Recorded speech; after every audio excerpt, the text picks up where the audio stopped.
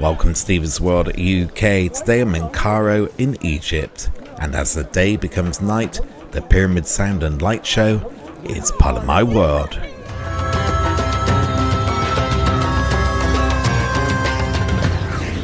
The Pyramids of Giza sound and light show will take you on a journey thousands of years back, bringing the Egyptian legacy back to life.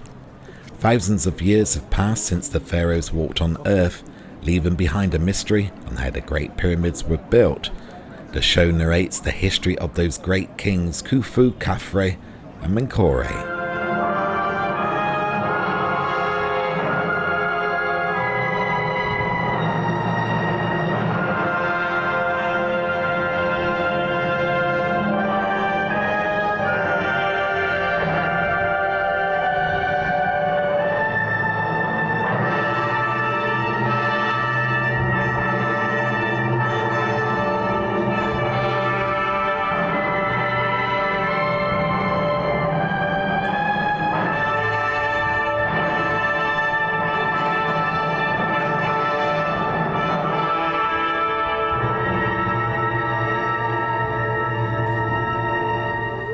Come tonight to the most fabulous and celebrated place in the world. Here on the plateau of Giza stands forever the mightiest of human achievements. No traveler, emperor, merchant or poet has trodden on these sands and not gasped in awe. The curtain of night is about to rise and disclose the stage on which the drama of a civilization took place. Those involved have been present since the dawn of history, pitched stubbornly against sand and wind, and the voice of the desert has crossed the centuries.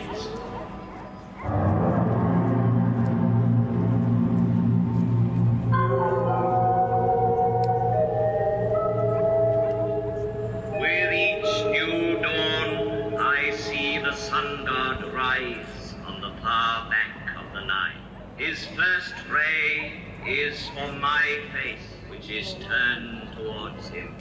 And for 5,000 years, I have seen all the suns men can remember come up in the sky. I saw the history of Egypt in its first glow. As tomorrow I shall see the east burning with a new flame. I am the faithful warden at the foot of his law. So faithful, so vigilant, so near him that he gave me his face for my own. I am a pharaoh's companion, and I am he, the pharaoh. Through the ages, I received many names from the people who came to me. He called me Sphinx, as if I were from his land, of modest or fantastic height. They are tombs.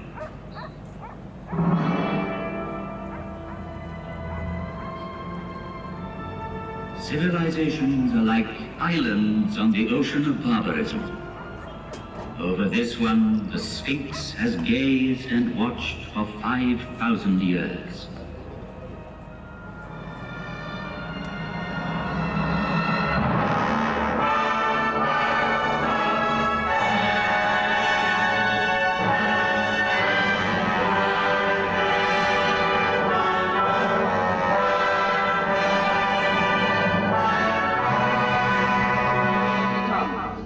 Assembled by Cheops' faithful workmen to achieve this fabulous construction. At the center of it, the pharaoh planned his inner chamber, where his mummy was to lie in splendor for eternity. At the foot of this pyramid, in the rock, a temple was built, and there were kept the barges of Cheops, the barges of night.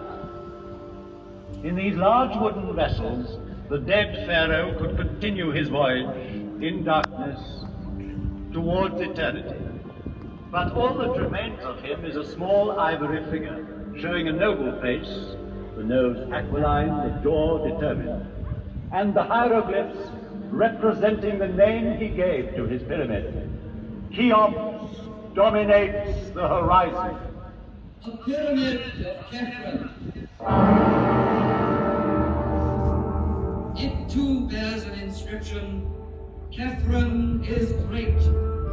Yet, out of respect for his father Cheops, Khafre built his pyramid on a slightly smaller scale. Each side of the base measuring 710 feet, the angle being 52 degrees, it reaches a height of 445 feet. The brilliant covering of polished limestone on the apex originally extended over all four sides, adding to the magnificence of the pyramid.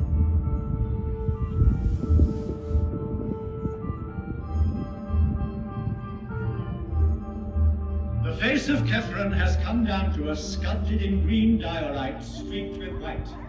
A rare stone he brought back from an expedition. Here he is, close to us, in the guise of the Sphinx, carved in rock near his tomb. A third monumental tomb was soon to complete this immense funeral site of Giza and make it one of the wonders of the world.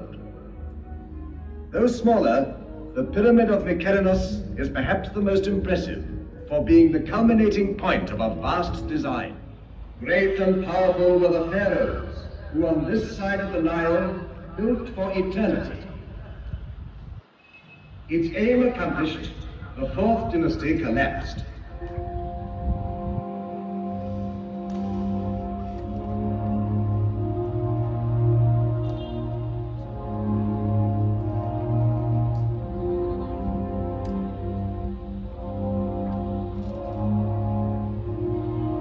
Pyramids still stand, and the inscription on the one that completed the design claims, "Divine is Menkaure."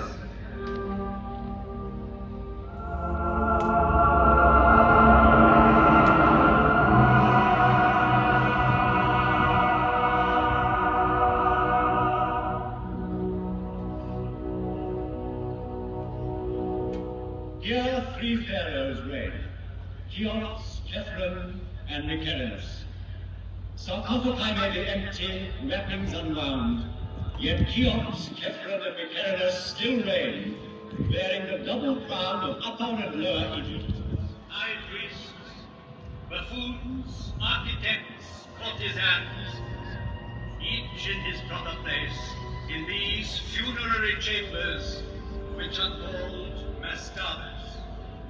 For this is a royal palace of the dead, built on the same colossal scale to the high temple, where only the priests lived among the secrets of the mummies. They alone knew for what journey the great barges were being prepared at the foot of the tombs. A journey with the sun. A journey which has lasted 4,500 years.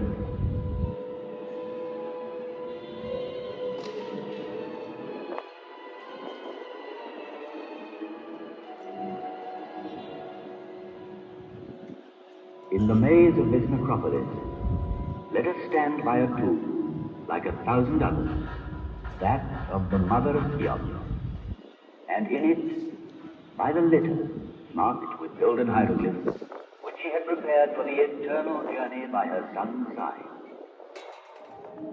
Neither wind, nor sand, nor centuries could ever entirely silence the voice of the desert.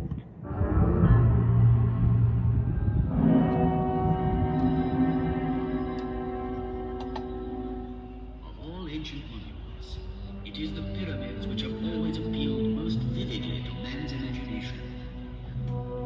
Considered from its top downwards, the pyramid is like the sun's rays bursting through a gap in the clouds.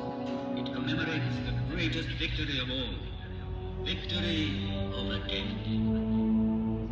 It is the most perfect mansion, the strongest tent, whose great stone sides are like roof and wall, and so carefully sealed, the dream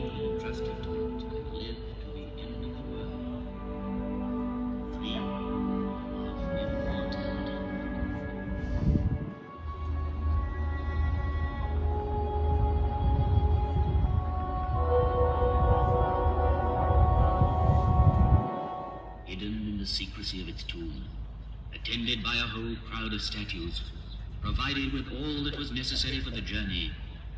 There, in the sarcophagus, lay the mummy, to be called on by the soul. For alone and without the body, the soul could not go into the night.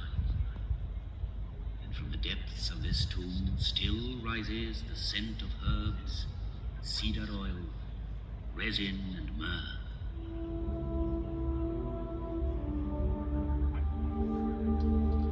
But the pyramid is also the perfect combination of simplicity and magnitude, and the interplay of its angles makes the best harmony of shape and volume. It is architecture's purest achievement, because it relies on the straight line alone. Never has the straight line been drawn with more mastery, skill, and strength. Homage must be paid to Imhotep, the learned, who at Saqqara conceived and built the archetypal pyramids. Among all the objects laid by a dead man's side in his tomb, the scribe's talent is undoubtedly the most precious. From it were drawn the hieroglyphs representing the figures which made possible the fabulous calculations ordering these mountains of stone. A lotus flower for 1,000, a finger worth 10-fold, a tadpole for 100,000, and the scribe's 2 hands joined in prayer for 1,000,000.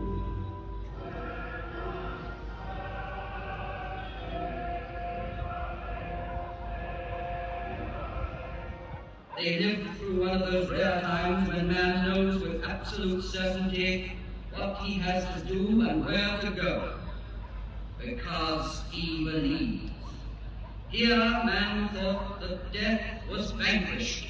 With mankind still in its infancy, walked and worked surveyors, geometers, astronomers to whom no star was unknown, engineers, architects, a whole people, while the rest of the world hunted wild beasts and sheltered in caves. O noble Nile, I salute you, for your waters flow majestically and fostered this sacred enterprise. One day the desert sands invaded the fields, marshes dried up on the river's bank. And so, to save his life, man invented civilization. He had to contend with floods. He designed dams and culverts. He came to love the earth and wanted for his grave. But soon he wished to outlive the earth. And it was pharaohs, helped once more by their beneficent river, who built these monumental houses. And I, Khafre's faithful companion, saw the progress of dynasties and grave priests. His waist slender, his thighs were of bronze, and he could tame at will the wildest horse. His exploits are engraved on a stone which he laid before you.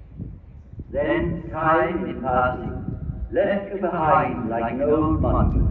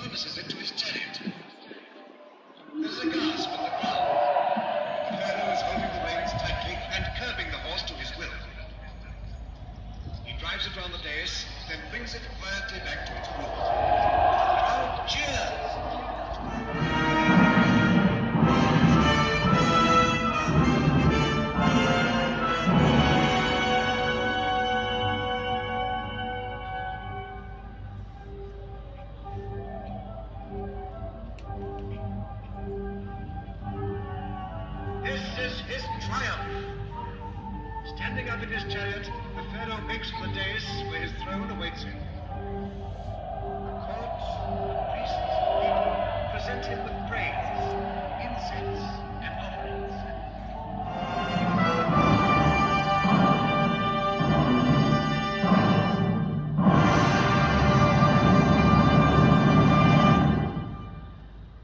The monarch's reign has ended. The pharaoh is dead. And now, from the valley, rises the sad lament of his funeral. A funeral procession nears the tomb, escorted by princes, high state officials, and priests.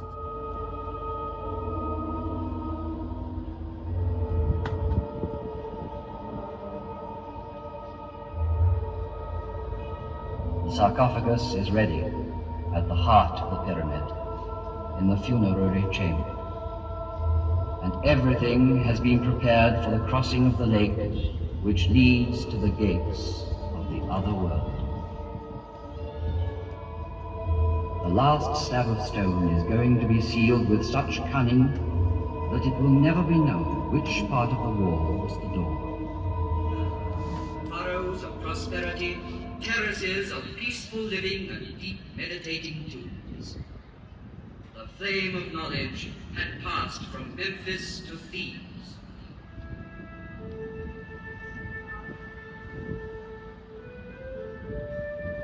Large, pensive eyes, a weak body and girlish softness, such as the strange youth who has been made all-powerful. He leaves Thebes in order to found his own city. He rejects the god Amon and his priests to worship a god of his own choosing, Aton, who is in heaven. And he discards the name of Amenhotep IV to adopt another, Akhenaten, Aton the unique.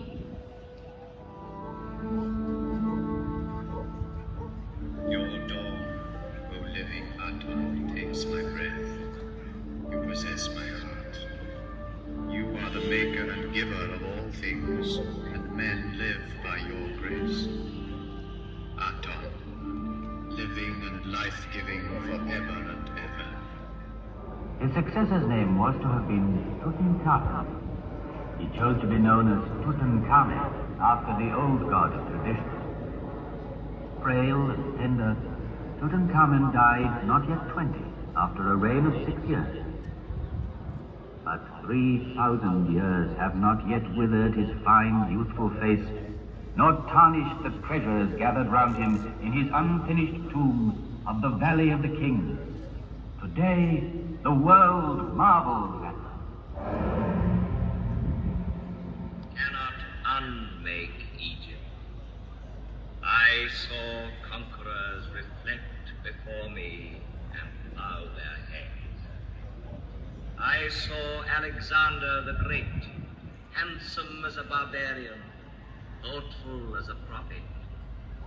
Here, somewhere in this earth, he rests, awaiting resurrection. I saw Caesar one evening. He feared the sun. Our last queen, Cleopatra, bore him a child, but Caesarion was not a true pharaoh and died before ascending the throne. I saw Napoleon and his burning eyes. Centuries passed over my forehead, yet those great soldiers raised no more than dust. I have known years of despair.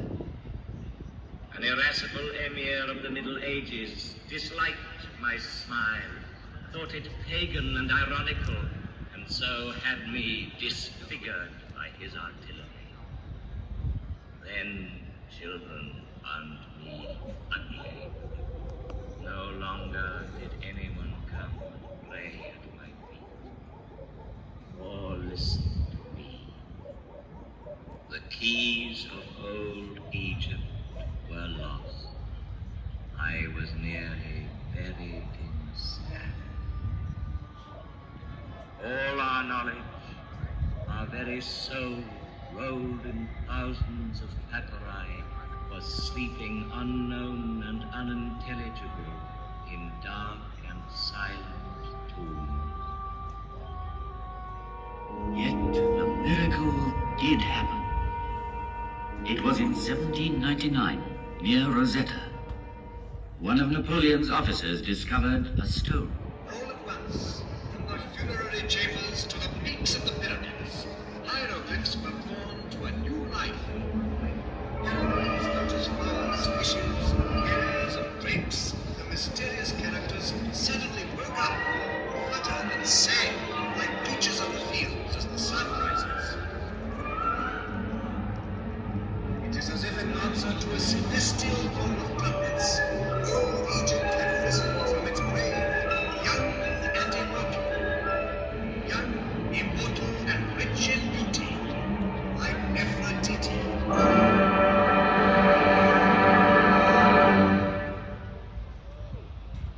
Unearthed from their deep silence, the papyri rustled with 100 voices. They had bloomed on the bank of the Nile. They had crossed through time. And then, 5,000 years later, they unfolded the dramatic story of a civilization.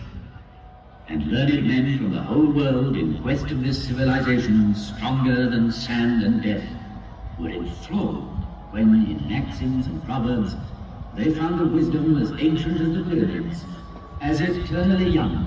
In the depths of the tombs, they heard voices rising again after thousands of years. The plans of men never wholly succeed, but only what God has ordained. If you want to keep the friendship of people you visit as master, brother, or friend, beware of women. The room where they sit is full of ill feelings. Do not answer good by evil. Justice comes before strength. And historians were deeply moved, because so many centuries later they were reading, yes, love letters. My hand is in your hand. Listening to your voice troubled my mind. My whole life hangs on you. For me, seeing was better than eating or drinking.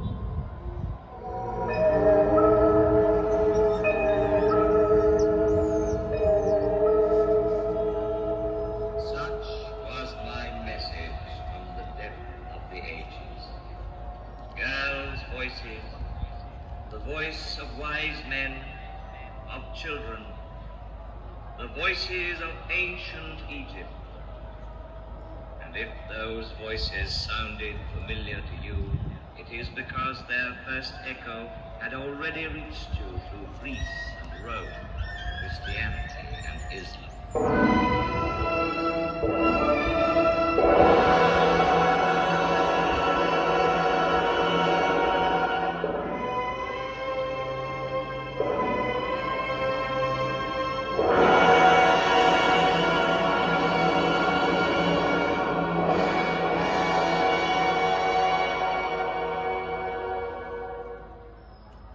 Tomorrow, once more, the rising sun will give me his first caress. The Nile be praised, for it is the father of all our harvests, all our knowledge, all our architecture, all our strength. The Nile be praised. From its banks came one of the 7 wonders of the world. But the spirit which conceived these monuments cannot perish.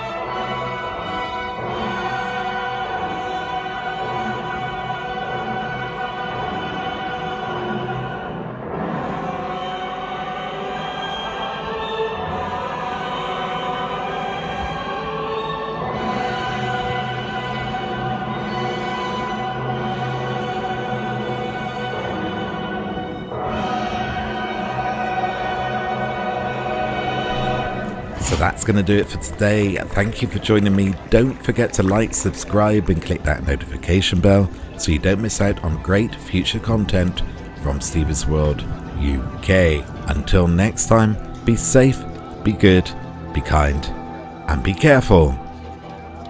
It takes 24 hours for the world to turn once, but only 2 seconds to like or subscribe to see great future content from Steve's World UK.